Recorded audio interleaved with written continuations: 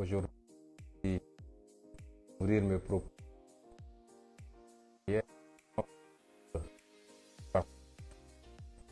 à aiguiller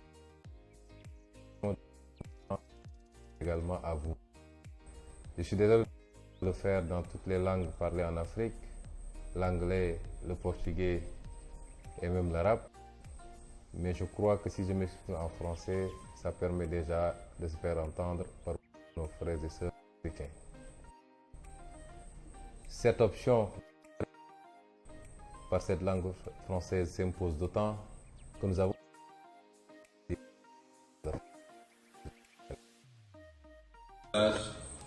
c'est de vous parler de cet homme qui nous sert de président de la République au Sénégal, non pas pour parler des questions intérieures au Sénégal,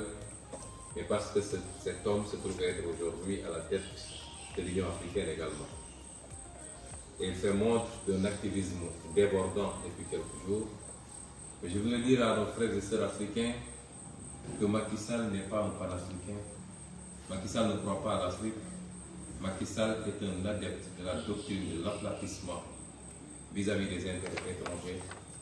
et de la doctrine de la continuation, pour ne pas dire de la perpétuation, de la domination dont l'Afrique souffre depuis énormément d'années maintenant. Je m'en veux pour preuve que nous avons tous vu un Macky Sall se rendre à 7000 km ou plus d'ici, en Russie, pour aller plaider auprès de Vladimir Poutine, du président Poutine,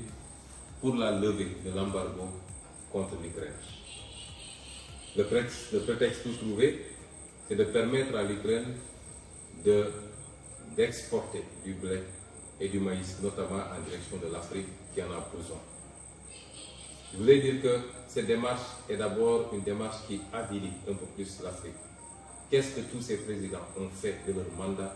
pour que l'Afrique soit au moins autosuffisante au plan alimentaire? Le monde entier subit de plein fouet les conséquences de ce contexte très chargé au niveau international, mais il n'y a que l'Afrique qui va mendier pour avoir du blé et du maïs. Le deuxième constat, c'est que, je vous le disais tantôt, Macky Sall n'est pas un panafricain. Parce que comment pouvez-vous comprendre que ce même Macky Sall asphyxie le Mali, qui est un pays frère, un pays voisin? Je voudrais rappeler à beaucoup d'Africains qui ne connaissent peut-être pas tellement cette histoire, qu'au lendemain des indépendances, le Sénégal et le Mali ne faisaient qu'un dans ce qu'il était convenu d'appeler la Fédération du Mali. Et cette Fédération du Mali a tenu jusqu'en 1962 avant d'imploser. De part et d'autre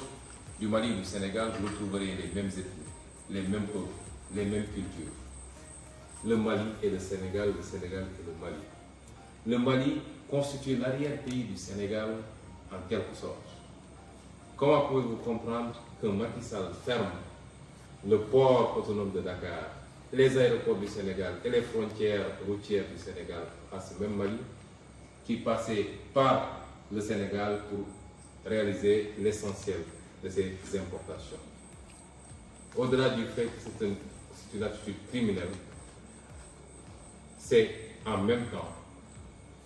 l'exécution d'une commande de ces maîtres occidentaux qui veulent, par la pression, par l'asphyxie, amener le peuple malien à se soulever contre le régime qui est en place. Un panafricain ne peut pas agir comme ça. Un président de l'Union africaine ne peut pas agir comme ça. Macky Sall n'est pas un panafricain. Tout cet activisme dont il fait montre depuis quelque temps ne vise qu'un seul objectif: lui donner un repli international à la fin de son second et dernier mandat. Puisqu'il sait très bien que le Sénégal ne lui permettra pas d'exercer un troisième mandat, tant les deux premiers ont été catastrophiques, mais également il n'y a aucune base constitutionnelle pour un troisième mandat de Macky Sall. Aujourd'hui, il fait du tape-à-l'œil pour demain avoir une plante au niveau des institutions internationales, ou alors, si ça se tournait beaucoup plus mal que cela, pour pouvoir être recueilli et accueilli dans une de ces puissances étrangères. C'est le seul objectif visé par ce tapage de Macky Sall, mais ça n'a rien à voir avec l'intérêt, ni avec l'intérêt de l'Afrique. S'il est allé en Ukraine, c'est parce que ses maîtres occidentaux, et particulièrement la France, lui a demandé pour permettre à l'Ukraine de souffler un peu. Ça n'a absolument rien à voir avec les préoccupations africaines. C'est cet homme aujourd'hui qui dirige le Sénégal depuis malheureusement 10 longues années. C'est cet homme qui est à la tête de l'Union africaine. Il va se servir de cet outil pour assouvir ses desseins personnels, sa boulimie de pouvoir et d'image, mais absolument pas les réformes en profondeur dont l'Afrique a besoin et qui tournent autour d'un seul maître mot, la souveraineté de l'Afrique, l'indépendance réelle et effective de cette Afrique. Macky Sall ne sera jamais le champion de cette préoccupation africaine et particulièrement de la jeunesse africaine. mbokki Sénégal maa ngi leen di nuyu wax naa léegi nii damaa doore tey gulee sama waxtaan ci kàllaama nasaraan ndax dafa bëri suñuy mbokk fépp ci Afrique yoo xam ne saa suñu génnee wax danañu bëri ñuy bind di ñaxtu daal ñuy di sàkku ci ñun ñu leen di sédd tuuti parce que ñoo ngi suivre la ñuy def yépp rax si doole nag ci li ñu bëggoon wax tey am ci lenn lu ndaw loo xam ne dafa concerner Afrique dafa dépasser suñu frontière ñun Sénégal loolu moo waraloon ñu dooree tey suñu waxtaan ci kàllaama nasaraan la ñu bëgg a wax nag ci suñu làkk mooy waxtaan ak mbokki Sénégal doore ko ci li xew mooy woo nañ leen ci ab rassemblement bu mag a mag a mag yéen ñépp ngeen jógandoo génn ñépp dëppoo ni gisaguñu ndaje gu ni mel fii Sénégal bu dajale lu toll noonu ci ay doomi aadama te du ci kenn koo xam ne dañ laa jox xaalis wala ñu neexal la wala ñu tegal la ay kaar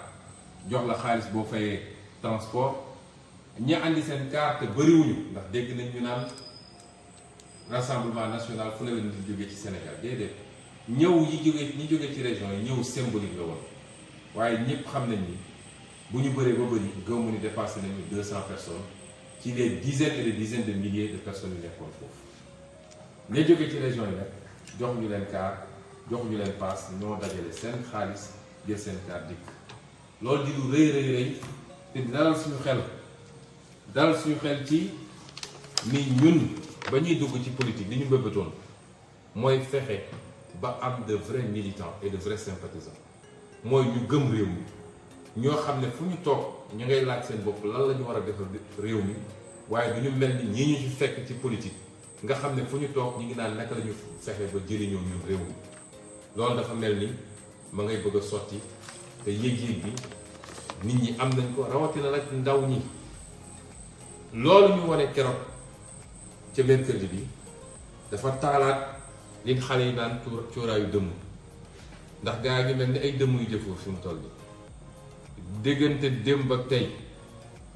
mbóot yépp génn nañ ku nekk ngi caw-caw yi ku nekk ngi mbéj-mbéj wax ji bëri na la ci ëpp nag ay saaga ak ay menaces waaye balaa may ñëw ci ñooñu damay wax ni génn bu njëkk mooy génnu seen njiit ñoom muy Macky Sall ñun suñu bëggee waxtaan ak sénégalais fii la ñuy waxtaan ak sénégalais yi jaarale ko ci média wu fii wala ñu def suñu live waxtaan ak yéen waaye Sénégal moo am président boo xam ne saa su bëggee wax lu war a soxal sénégalais yi day dem ba ci tubaab yi wala mu woo média tubaab yi ne leen ñëw leen Sénégal bu ko defee mu làkk ak ñoom ay tubaab nga xam ni kii waxut ak Sénégal waaye ñii nga xam ne ñoo ko ngemb ci nasaraan yi ñoom lay waxal waxul ak sénégalais yi ndax li ëpp ci sénégalais yi dégguwuñu tubaab dégguñu ko bu baax ba di ko tal di déglu ñaareel bi mooy génnam ñëpp dégg nañ ko waaye génn gi dañ cee jàngat lu bëri bu ci njëkk mooy moom mooy digal conseil constitutionnel ndax moom bu demee ba ne nii lay demee un point un trait xam nga saa suy wax xol lay waxee ak jaay doole moo tax ma yàgg leen wax ni ku mel ni moom jaayante doole ak moom rek moo koy sotal ba keroog yàlla di tànn diggante moom ak ñun ndax président du ne nii lay demee un point un trait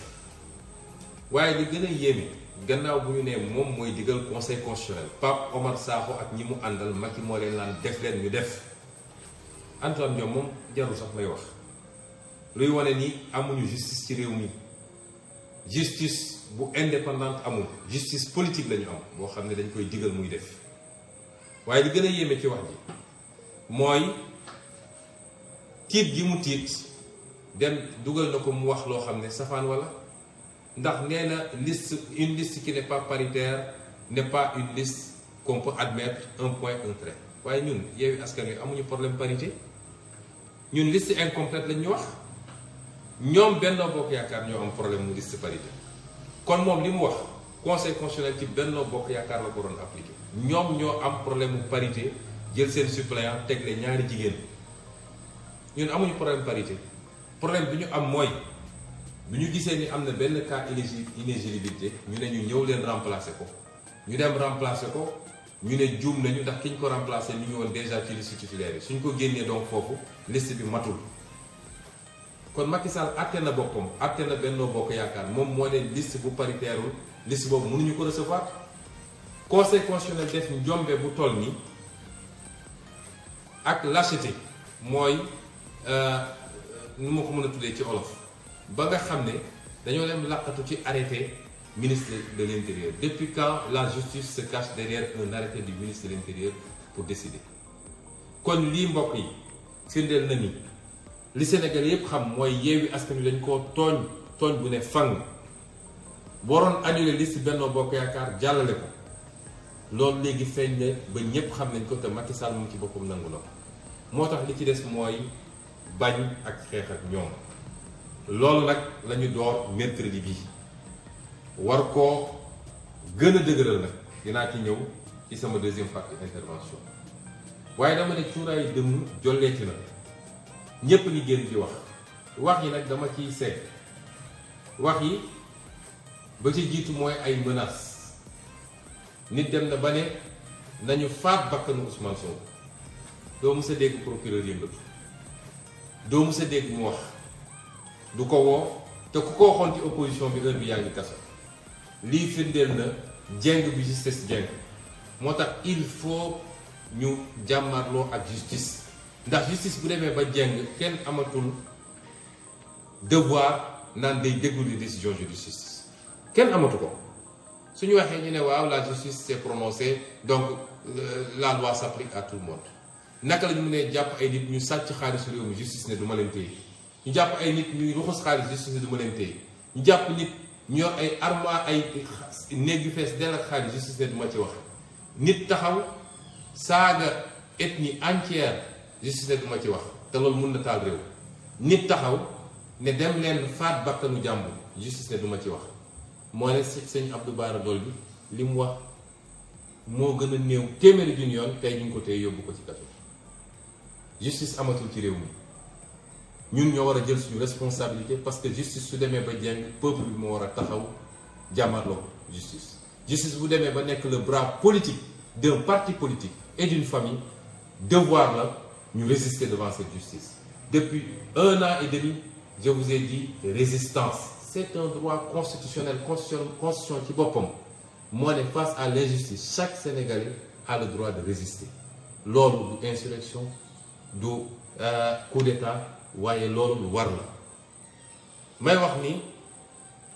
ñun ay menaces yëngaluñu ça nous fait rire d'ailleurs waaye dañuy jël au sérieux la ndax ñi ñu ko settal ay assassins lañu jaaxle nañu jaaxle boo xam ne tey suñu mënoon faat bakkanu Ousmane Sonko def nañ ko li koy firndeel ma nettali leen lu ndaw barki dem bi ñuy dem ci manifestation bi dama génn dugg ci oto Waly Diouf Bodian ñu dem ba ci yoon bi ma ne ko ubbil toit ouvrant bi parce que nit ñi bëri nañu ñëpp a ngi acclamé ma génn nuyu nit ñi ñu essayé ubbi toit bi ba ñu ubbeeku parce que mécanisme bi dafa bloqué may leen andil leen ma beneen oto bi ma dugg ci boobu noonu laa génnee ci oto moom dugg ci beneen oto bi ñu ubbi toit bi ba mun a wax ak ñoom ñu dem ba place de l'Obélisque place de la Nation gaare oto bi ma duggoon sécurité bi di ko garde moom mu jël oto bi ma duggoon moom bi ma njëkk a dugg dem gaara fu gën a sori parce que amuloon place daal di ñëw ci manifestation est-ce que xam ngeen lu ñu def parce que jàppoon nañ ni oto boobu ci lay duggaat dañoo dem ñeenti pneu ñeenti roue oto bi bu nekk dañoo dem dévisser ñetti écrou yi ci ñeent yi génne ko ñaari écrou yi des ci pneu bu nekk dévisser nañ ko ba muy lang li ko may chance mooy bi ñuy ñibbi daanaka man dugguma ci oto boobu waaye bi ñuy ñibbi ndànk la ñu daw ba egg kër ga bañ fa yeggee muy dem dégg oto bi def bruit bu bëri mu woo mécanicien bi ne ko oto bi am na lu ci nekk xam naa moteur bi mécanicien bi ñëwee xool ne ko yow est-ce que gis nga oto bi li ci nekk ñeenti pneu yëpp dañoo dem bu dévisser écrou yi oto bi bu dawoon 70 km à l'heure musiba am buñ ko waxee nag maa ngi dégg déjà seeni coow dañ naan waaw victimisation nangam ne Sénégalais yëpp xam nañ ni man du ma victimisation ragal mooy victimisé wu ñi daan dem wër ci sëriñ si dem gis église bi dem gis fu nekk di jooy naan dañ may tëj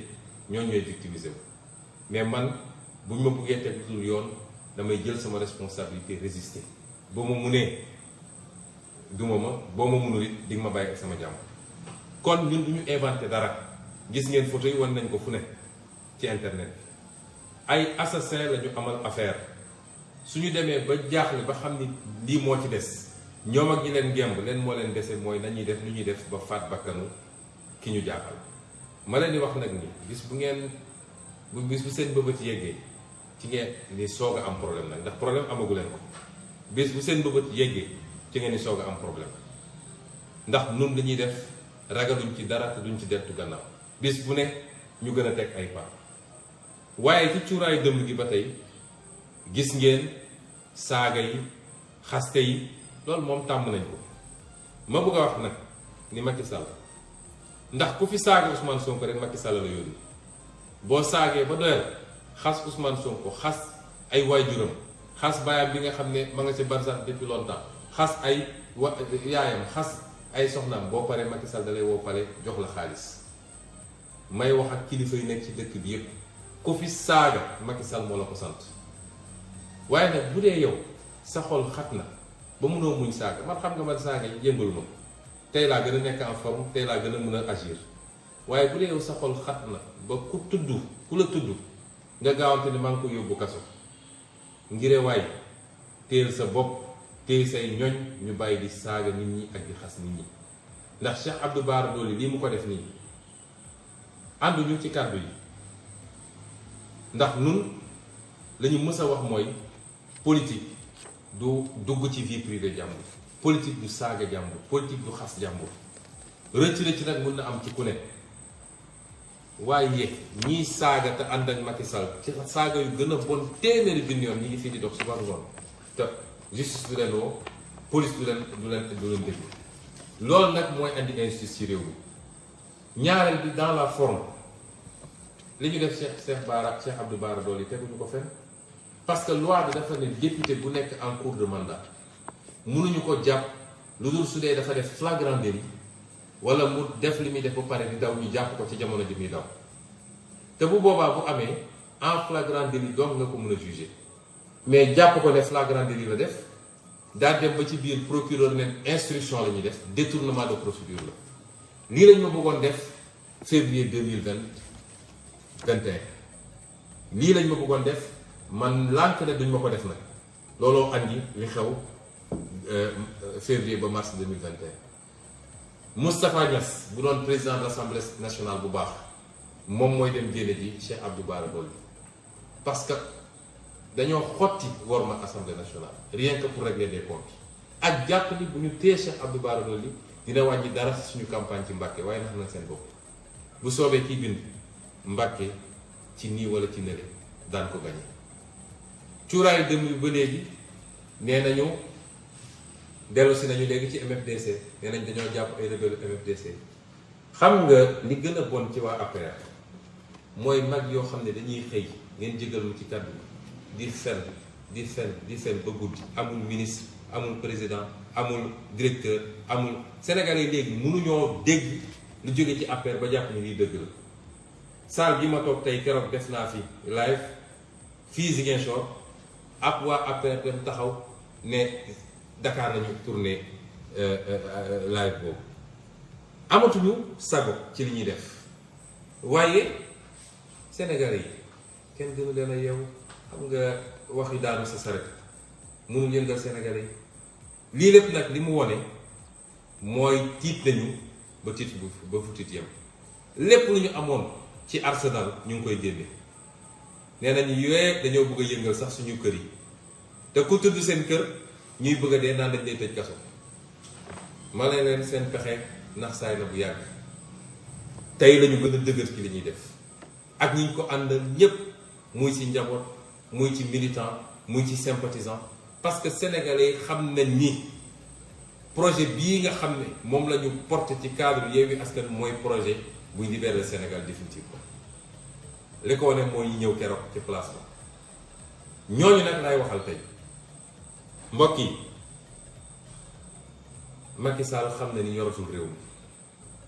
xam na ni moom wéet na ci pouvoir am fii mu toll nii nguuru Ablaye Wade sax bi muy daanu mel woon nii kan moo nekk autour de Macky Sall à part ay saagakat wax leen ma kenn ku sénégalais di may nopp ku nekk autour de Macky Sall koo xam ne mun na wax sénégalais yi ne gongo dara desul ci Macky Sall dara réew mi yoratu ko te xam na ko loolu ñu liggéey nag liggéey ko ci anam yu métti ba tey jii loolu la ñu war a yeggal ci jàmm ak salaam bu dee Macky Sall bëgg na jàmm ak salaam moo tax ñu ne leen fi mu ne nii lu ne def nañ ko pour gagner la bataille psychologique yow militant bi lay waxal yow sympathisant bi yow sénégalais lambda li nga xam ne ñëw nga keroog ci place de l'Obélisque parce que démocratie nga bëgg a défendre parce que avenir du Sénégal nga bëgg a sauver yow laay waxal la ma la bëgg a wax mooy ñoom def nañu tout pour gagner bataille psychologique bi wax nañu ñëpp ni ku fa dem dinañ la dóor ku fa dem dinañ la rey jàpp leen seen doom yi ñoom yóbbuñu seen doom lu leen ñu wax ko manifestation bi dañ ko infiltrer waaye yow mii ñëwoon ci place de l'Obélisque ak yow mii amoon yéene ñëw te am ngànt yéen ñëpp won ngeen Macky Sall yi seen méthode yooyu nga xam ne méthode bolchevique KGB yooyu méthode diversion ak méthode xoqatalaate yéen démystifier ngeen méthode yooyu moo tax ngeen ñëw teew bu ko tere woon di ngeen teew bu ko autorisé teew ngeen ñu leen di wax nag ni bataille psychologique boobu ba léegi ca la ñu nekk yi ñuy wax nii yépp ci bataille psychologique la xaste saaga joxe information yu dara taxawul jàpp nañ fii diw ñu ngi doon waaj a def lii loolu yépp pour décourager leen pour ñu démobiliser wu la dañuy wax nag ni Sénégal am na départ sénégalais mën na am départ mais léeg-léeg arrivé bi mooy problème ñu wax leen ni nag li tax ñu lancer appel ne ajjuma bii di ñëw dinañ defaat mobilisation mooy xeex bi dooragul bu jaree ñu dem def place de l'Obélisque transformé ko en place Tahrir nit ñi toog fa ba keroog Macky Sall xam ni réew mi moomu ko te donn ko danañ ko def incha allah moo tax ñu woo leen parce que la ñu bëgg a am ci ajjuma bi di ñëw dañoo bëgg mu doon le double wala le triple de li ñu amoon xam nga la ñu amoon nee nañ mosuñu ko gis ci Sénégal tey dañoo bëgg mu doon le double wala le triple de li ñu amoon te xam ngeen ni lu mën a nekk la ndax bëri na ñoo xam ne gàtt bi préparation bi gàtt ak yeneen gàllankoor ñoo tax mu doon ñëw am na lu ñuy waajal ci préparation kenn ku nekk ci sa parti politique ba multiplier la mobilisation par 2 ou par 3 bëgg nañu des milliers et des milliers et des milliers des dizaines de milliers de Sénégalais daje foofu loolu dafa am solo bras de fer bi il faut ñu gagner ko avec Macky Sall parce que Macky Sall loolu rek la xam loolu moo tax ñu ne leen dinañ waxtaan ak yéen gannaaw bu ñu leen féliciter encourager leen jaajëfal leen parce que li yombut ndax ñoom bu ñu woote woon xaalis bu ñu jeex nañ ko génne pour def ay carte duñu am la moitié de li ñu amoon keroog waaye mbokk yi xeex bi day door meeting bi di ñëw du meetingu leader yi de meetingu yéen jeunesse bi la meetingu yéen jigéen ñi la ce sera le meeting des jeunes et des femmes yéen a koy organiser yéen a jël kàddu bi yéen a wax ci turu Sénégalais ndax Sénégal foo laal fi mu ne nii métti na te fii rek Macky Sall mi ngi président de la République du Sénégal man maa leen ko wax 2019 bu ñu génnee élection présidentielle laa taxaw assemblée nationale ne Sénégalais yi fal ngeen Macky Sall mais 5 ans yi di ñëw dina métti trop ci Sénégal du ma yeneen du ma gisaane kat waaye am na lu ma jàng ci koom-koom am lu ma jàng ci droit xam ni àdduna di doxee xamoon naa ni Macky Sall ak ni mu yoree réew mi ak ni mu ñàkkee gis-gis ak programme dina métti ci Sénégal yi tey la waalo gën a aay lool laal jàmbat la loolu nag bu dee yéen Sénégalais yi du ngeen mu jóge fi xam ne ni Macky Sall dafa bëgg a forcer 3e mandat daf ko bëgg a forcer ci nii wala ci nële waaye nag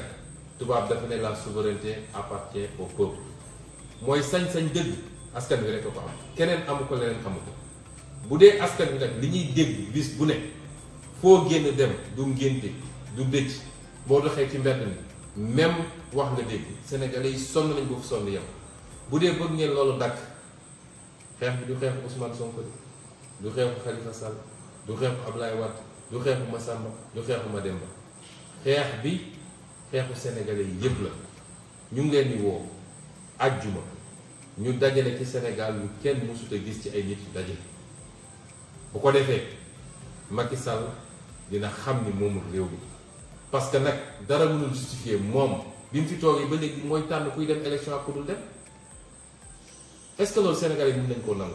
Sénégalais yi amuñu sañ-sañu tànn ku leen neex Macky Sall bu ko neexee mu ne Khalifa Sall du bokk